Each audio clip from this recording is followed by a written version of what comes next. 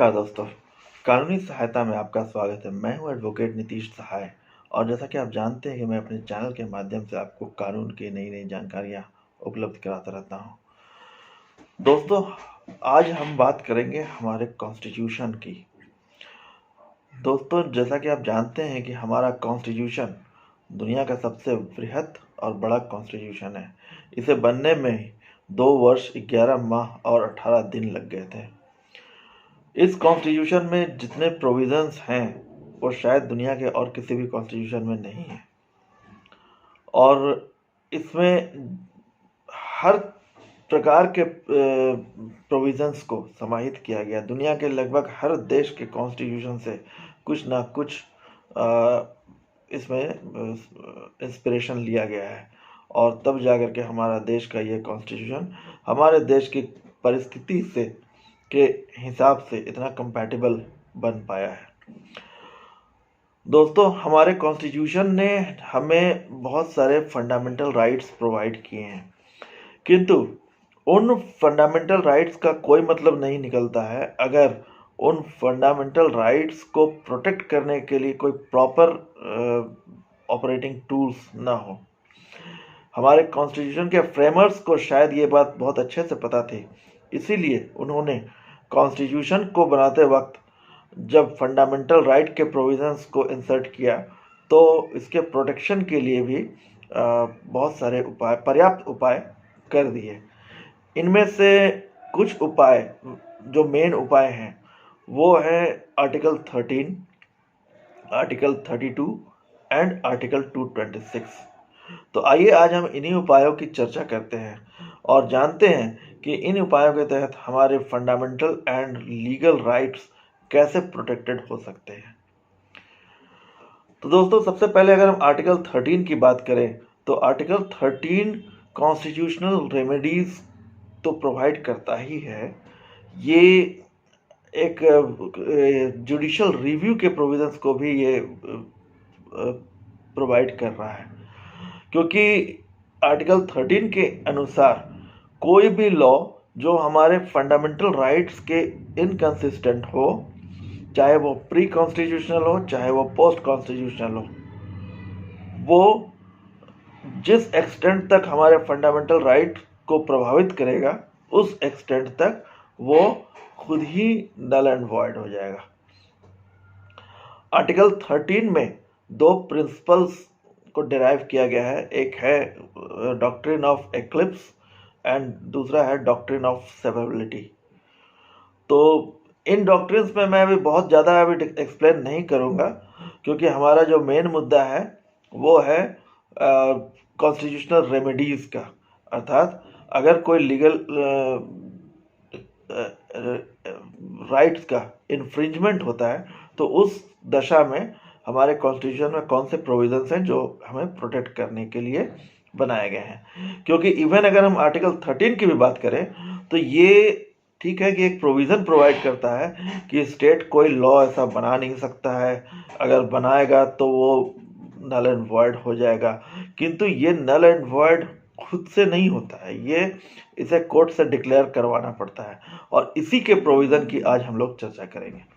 तो दोस्तों, इस संदर्भ में सबसे पहले हम लोग बात करते हैं सुप्रीम कोर्ट के एक्स्ट्रा ऑर्डिनरी जुरिस्डिक्शन की, जो आर्टिकल 32 के अंतर्गत उसे प्राप्त है। आर्टिकल 32 ये प्रोवाइड करता है कि यदि किसी व्यक्ति का कोई भी फंडामेंटल राइट अगर इन्फ्रिंज हो रहा है तो वो सुप्रीम कोर्ट में आर्टिकल 32 के अंतर्गत अप्रोच कर सकता है। और फिर इसका क्लॉज 2 ये प्रोवाइड करता है कि अगर सुप्रीम कोर्ट के पास कोई इस तरह फंडामेंटल राइट के इन्फ्रिंजमेंट का मैटर आता है तो वो इस मैटर में कॉग्निजेंस लेकर वो एप्रोप्रिएट रिट इशू कर सकता है, इंक्लूडिंग ये 5 रिट्स जो हैं habeas corpus, mandamus, certiorari, quo warranto and prohibition. इन 5 रिट्स में से कोई भी रिट जो एप्रोप्रिएट हो केस टू केस वो इशू कर सकता है। यही पावर आर्टिकल 226 में हाई कोर्ट को भी प्राप्त है। किंतु हाई कोर्ट के रिट जुरिस्डिक्शन और सुप्रीम कोर्ट के रिट जुरिस्डिक्शन में एक खासा अंतर ये है कि जहां सुप्रीम कोर्ट को रिट इशू करने का पावर केवल फंडामेंटल राइट के अगेंस्ट में है, वहीं high court other legal rights के इन्फ्रिंजमेंट पर भी वो अपना रिट इशू कर सकता है। तो आइए अब हम देखते हैं कि ये जो 5 रिट हैं, हेबियस कॉर्पस, मैंडामस, क्वो वारंटो, सर्शोररी और प्रोहिबिशन, ये पांचों रिट क्या है, एक एक करके हम इनका अध्ययन करते हैं। सबसे पहला रिट है हेबियस कॉर्पस। हेबियस कॉर्पस का मतलब होता है टू हैव अ बॉडी, अर्थात अगर कोई इलीगल डिटेंशन के अगेंस्ट सुप्रीम कोर्ट में हेबियस कॉर्पस का रिट फाइल करता है तो वहाँ कोर्ट को पावर है कि वो कंसर्निंग पर्सन या कंसर्निंग बॉडी जो भी हो उनको ये रिट जारी कर ये उनसे पूछ सकती है कि what is your authority to detain that person. और अगर ये इनका डिटेंशन कोर्ट की नज़र में इलीगल साबित हो जाता है तो कोर्ट को ये पावर है, सुप्रीम कोर्ट को ये पावर है कि वो उस इलीगल डिटेंशन को निरस्त करते हुए उस व्यक्ति को फ्रीडम प्रोवाइड करे और उसको रिलीज़ करने का ऑर्डर जारी कर सकती है। इसमें सुप्रीम कोर्ट को या हाई कोर्ट को ये पावर है कि जो व्यक्ति इलीगली डिटेन किया गया है उसे सशरीर कोर्ट में उपस्थित होने का आदेश दे सकती है, और अगर उसका इलीगल डिटेंशन इलीगल प्रूव हो जाता है तो उसके डिटेंशन को निरस्त करते हुए उसे फ्रीडम प्रोवाइड कर सकती है। आइए हम जानते हैं कि ये हेबियस कॉर्पस का रिट कहाँ कहाँ इशू नहीं हो सकता है। हेबियस कॉर्पस का रिट अगर डिटेंशन लीगली वैलिड है तब इशू नहीं किया जा सकता है। जब कोई दूसरा किसी कंटेम्प्ट प्रोसीडिंग के अगेंस्ट अगर कोई अरेस्ट हुआ है तो वहाँ पर भी हेबियस कॉर्पस का रिट लागू नहीं हो सकता है। और तीसरा, अगर अरेस्ट करने वाली पार्टी कंपिटेंट हो, अरेस्ट करने वाली अथॉरिटी अगर कंपिटेंट हो और उसने अपने कंपिटेंट अथॉरिटी के अंतर्गत उसे अरेस्ट किया है तब भी हेबियस कॉर्पस का रिट नहीं लागू हो सकता है।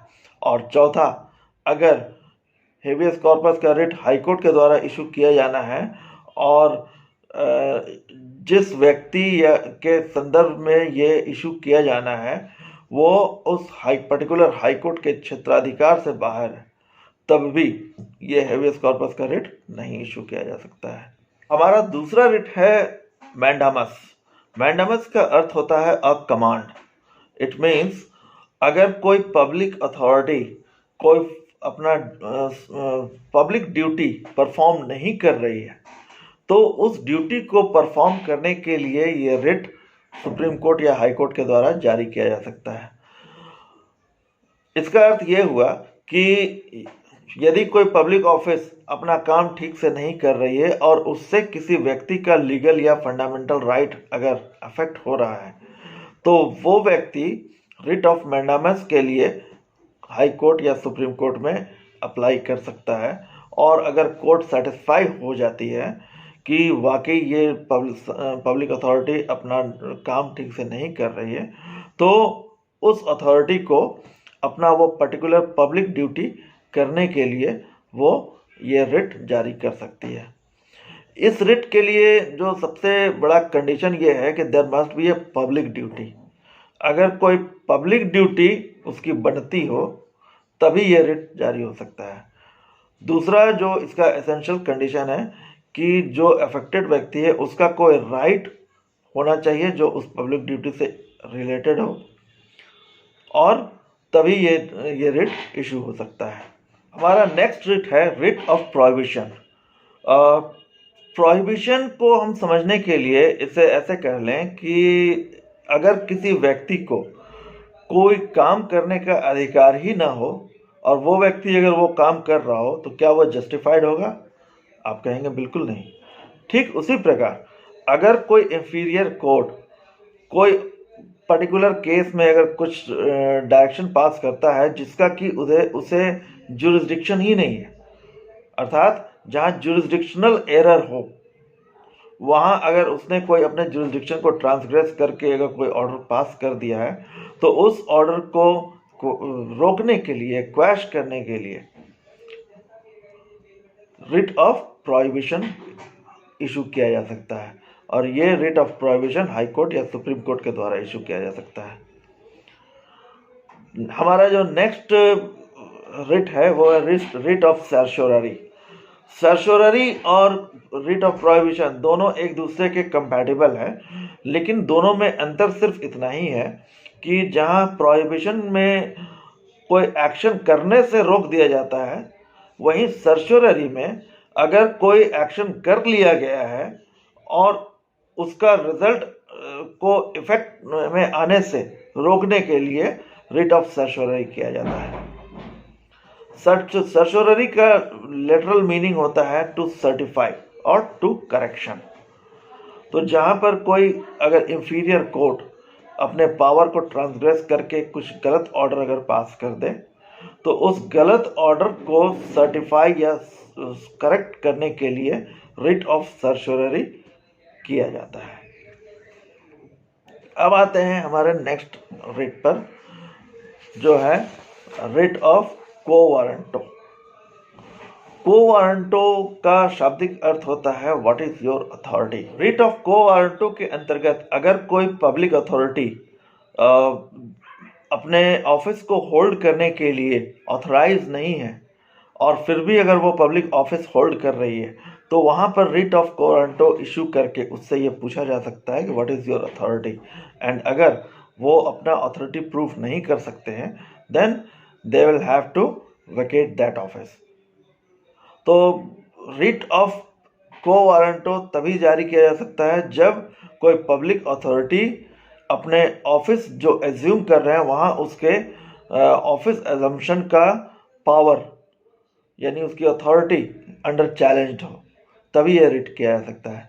तो इस प्रकार हमने देखा कि हम ये 5 रिट हाई कोर्ट या सुप्रीम कोर्ट इशू कर सकते हैं और इन 5 रिट के माध्यम से हमारे फंडामेंटल राइट्स और लीगल राइट्स को ये प्रोटेक्ट कर सकते हैं। अब यहाँ मैं एक चीज़ बताता चलूँ कि इन 5 रिट्स के अलावा भी हाई कोर्ट और सुप्रीम कोर्ट के पास ये पावर होता है कि वो रिट इशू कर सकते हैं जो किसी इन 5 के अलावा कोई अन्य नेचर का भी हो सकता है, और वो रिट ऑर्डर और डायरेक्शन की शक्ल में ये इशू कर सकते हैं। तो दोस्तों, अगर आपको मेरी दी गई जानकारी अगर अच्छी लगी हो तो कृपया मेरे वीडियो को लाइक कर ले और मेरे चैनल को सब्सक्राइब कर ले। मिलते हैं फिर अगले वीडियो में एक नई जानकारी के साथ। नमस्कार।